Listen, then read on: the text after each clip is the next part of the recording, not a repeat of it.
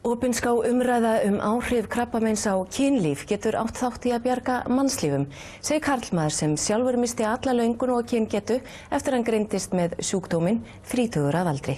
Hugrún Halldórsdóttir.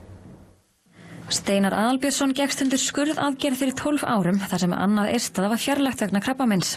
Hann komst fljótlega til heilsu og þurfti hvorki að ganga í gegnum geisla né lyfjameðferð, en að einhverjum tíma liðnum fór hann að finna fyrir skringilegum einkennum. Ég kem fáu í verk og það sem kannski hafði hvað mest áhrif á mig, neikvæð áhrif, var getan í raun til þess að stunda kynlíf og áhuginn til þess að stunda kynlíf. Maður fór að finna alls konar ástæður til þess að fara ekki að sofa þegar kærastan fór að sofa. Og svo var það orðið líka þannig að maður fór bara að hugsa hvernig kemst maður út úr þessu.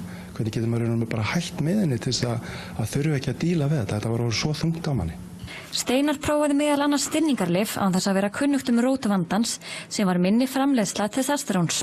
Nú fær hann hormónasprautur á 7 vikna fresti og meðferðin skilar tilsettum árangri. 3-4 vikur eftir sprautu þá ég virkilega góður, virkilega sáttur við sjálfa mig og haga mér eins og ég á að mér og eins og flest fólk myndi gera. Steinar verður gestafyrirlesari ásamt sérfræðingum og öðrum sem gengið hafa í gegnum svipaða reynslu á ráðstefnunni Kynlíf og krabbamein sem Krabbameinsfélagið stendur fyrir á 5. klukkan 4:30.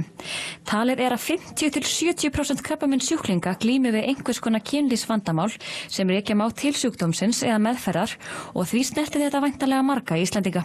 Þetta stundum bara spurning líf og dauða, vegna þess að ef að karlmenn standa sig ekki í bólinu, þá þessi pressa sem við oft setjum sjálfur á okkur, við séum ómögulegir. Það eru þessi dæmi á meðal karlmanna allan heim að menn taki líf sitt þegar þeir hreinlega bara eru komnir svo langt niður vegna þess að þeir get ekki sinnt þessari skyldu sinni að standa sig í svefnherberginu.